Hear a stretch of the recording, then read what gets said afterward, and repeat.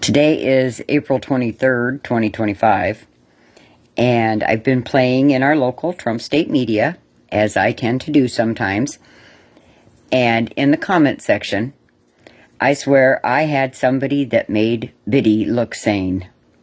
That has got to be a big deal.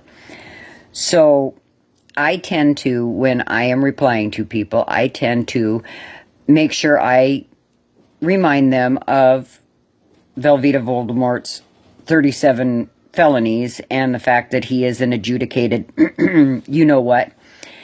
And so I had this one lady come back at me and seemed very offended and claimed that he was neither of those things. Velveeta Voldemort, he's not an adjudicated, and he doesn't have 37 felonies.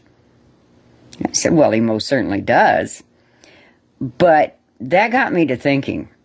So it seems that this dear maggot, and I don't know how many others feel the same way, but this dear maggot seems to think that because he has been installed in the White House, that means that all of his past crimes and sins have been wiped away.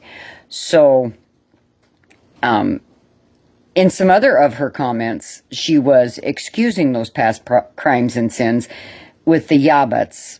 Yeah, but Biden did this and yeah, but Biden did that. And she was spewing a lot of Russian propaganda, but let's just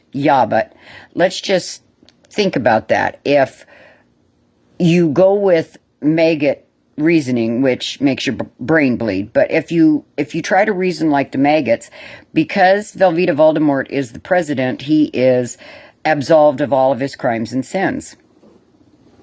Well, doesn't that mean that Biden and all other past presidents are as well?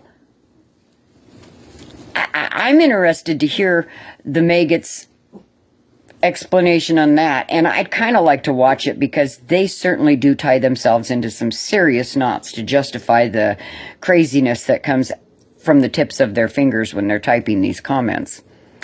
Yeah, but hang on to your sanity.